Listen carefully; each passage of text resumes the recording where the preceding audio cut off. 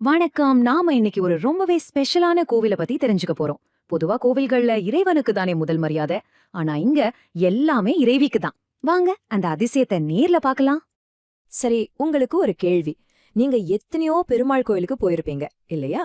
எல்லா இடத்துலயும் பெருமாளுக்கு தான் முதல் பூஜை, முதல் மரியாதை எல்லாம். ஆனா பெருமாளையே பின்னுக்கு தள்ளி தாயாருக்கு முதல் மரியாதை கொடுக்கற, ஏன் தாயார் பேர்லயே அழைக்கப்படுற ஒரு திவ்ய தேசம் இருக்குன்னு நான் சொன்னா நம்புவீங்களா? அப்படி ஒரு கோவில் நிஜமாவே இருக்கு. அதுதான் திருநாரையூர். ஆனா நீங்க யார கேட்டாலும் இத நாச்சியார் கோவில்னு தான் சொல்வாங்க. நாச்சியார்னா யாரு? அம்பிகை. அந்த பேரை கேட்டாலே போதும், இங்க யாருக்கு பவர் அதிகம்னு நமக்கு புரிஞ்சிடுது இல்லையா? சரி, எப்படி ஒரு பெருமாள் கோவில்ல தாயாருக்கு இவ்ளோ பெரிய முக்கியத்துவம் வந்தது? இந்த வழக்கத்துக்கு பின்னாடி ஏதோ ஒரு பெரிய கதை இருக்கணுமே. வாங்க அந்த ரகசியத்தை என்னன்னு பார்க்கலாம். இங்க பாருங்க, இந்த கோவில்ல மூலவர் யாருன்னா திருநாரையூர் நம்பி.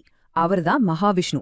ஆனா அவருக்கு பக்கத்துல இருக்கிற மூலவி வஞ்சுலவள்ளி தாயாருக்கு தான் எல்லாத்துலயும் ஃபர்ஸ்ட் ப்ரையாரிட்டி.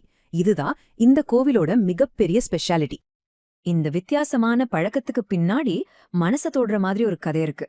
ஒரு முனிவரோட அசைக்க முடியாத பக்தியும் ஒரு அப்பாவோட பாசமும் சேர்ந்துதான் இந்த கோவிலோட வரலாற்றையே எழுதியிருக்கு. கதை பல வருஷங்களுக்கு முன்னாடி தொடங்குது.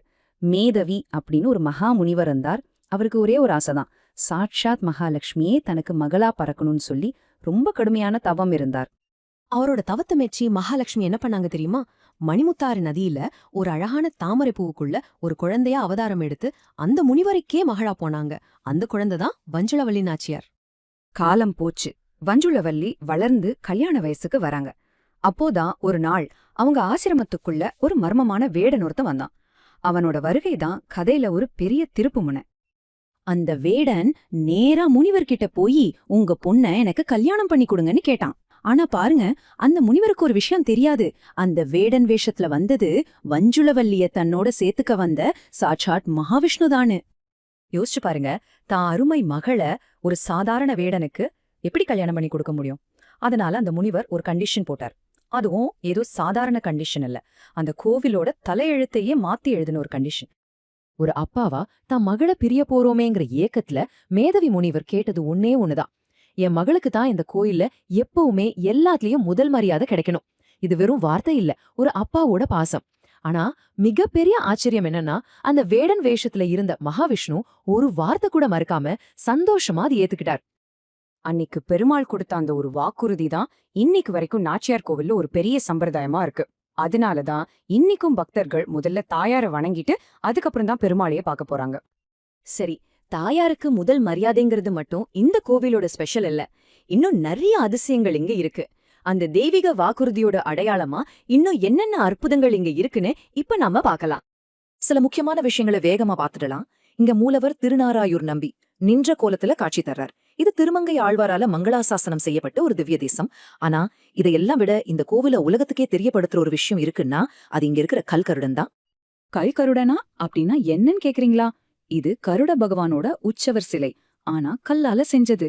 இதோட அதிசயம் என்ன தெரியுமா? இந்த சிலைய ஊர்வலத்துக்காக தூக்கும்போது அதோட எடை தானா அதிகமாயிட்டே போகுமா. இந்த அற்புதத்தை கொஞ்சம் பாருங்களேன். சன்னதிக்குள்ள சிலையை எடுக்கும்போது வெறும் 4 பேர் போதும். கொஞ்சம் வெளியே வந்ததும் 8 பேர் தேவைப்படுறாங்க. வாசல தாண்டும் போது 16 பேர்.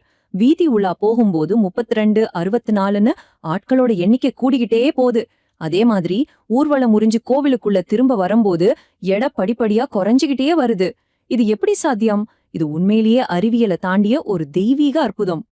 ஒண்ணு, இந்த நம்பர் ஏன் இவ்ளோ முக்கியம்னா, பெருமாளோட 108 திவ்ய தேசங்கள்ல தாயாருக்கு முதல் மரியாதை கிடைக்கிற ஒரே ஒரு கோவில் இதுதான். The one and only. இந்த ஒண்ணுங்கிற எண்ணே இந்த கோவிலோட தனித்துவத்தை உறக்க சொல்லுது. அப்போ இந்த கோவில் நமக்கு என்ன சொல்ல வருது?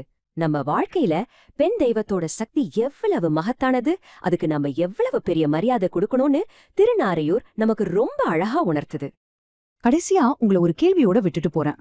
ஒரு பக்தனோட, ஒரு அப்பாவோட அன்பான நிபந்தனைக்காக இறைவன் தன்னையே 2வது இடத்துல வச்சுக்கிட்டாரே, இந்த ஒரு விஷயம் இறைவனோட உண்மையான குணம் பத்தியும் உண்மையான பக்திக்கும் அன்புக்கும் இருக்கிற சக்தி பத்தியும் நமக்கு என்ன சொல்லி தருது? யோசிச்சு பாருங்க.